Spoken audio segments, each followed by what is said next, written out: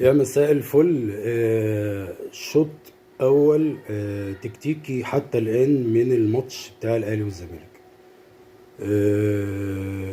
النادي الاهلي قدر ان هو يجيب جون، وهو ده اللي هو كان عايزه من الماتش، ان هو يسجل. آه، يخش الشوط التاني وهو متقدم عليك ويجيب جون. قدر ان هو يجيب جون في باد لك كبير لمحمد اسماعيل. معرفش يقدر الكورة كويس، فنزلت للي في ظهره أشرف بن شرقي، حطها بسهولة في مرمى عواد.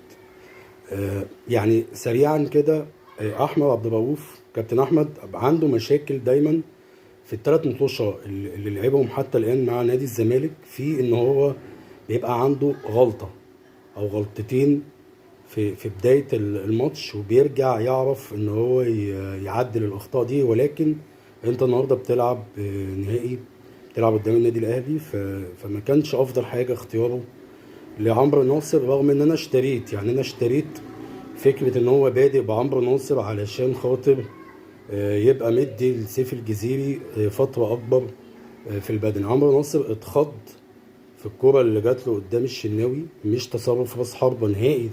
نهائي كان سيء جدا. اللي باين من نادي الزمالك شيكو بنزا وناصر ماهر. شيكو بنزا راح بالفردي بتاعه، اشتغل كويس في الحتة ديت وعمل الكرة اللي هو عملها كانت خطرة. آه، بغض النظر، يعني مفيش فرص مؤكدة من الفرقتين، الماتش متقفل وده انت مطالب بيه. ولكن خلي بالك، انت لو نزلت فتحت الماتش الشوط التاني، انت عايز تهاجم عشان تعوض الجون اللي انت دخل فيك. فانت لو فتحت هتقابل مشاكل كبيرة جدا، خصوصا انت ما عندكش غير شحاتة بس اللي بيقدر ان هو يساعد في وسط الملعب، وهو مش هيبقى كفيل. زيزو النهارده بيلعب، بيتحرك قدام مدافعين الزمالك بدون مركزية. ما تعرفش هو في اليمين ولا في النص ولا ناحية الشمال. هو الراجل سايبه يلعب قدام المدافعين في المكان اللي يريحه، وده مسبب لهم شوية لخبطة.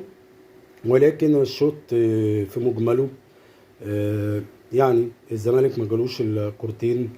الكرة بتاعت فتوح اللي عبد الله السعيد عملها له وعدت، ما لقيتش السنتر فيرود. وكرة شيكو بنزا، تقريبا هم دول اخطر كورتين جوله في الشوط الاولاني. والنادي الاهلي برضو الكرة اللي كانت بتجيله كرة عادية جدا يعني. اتمنى الشوط التاني نشوف تطوير للاداء، وبالتوفيق باذن الله.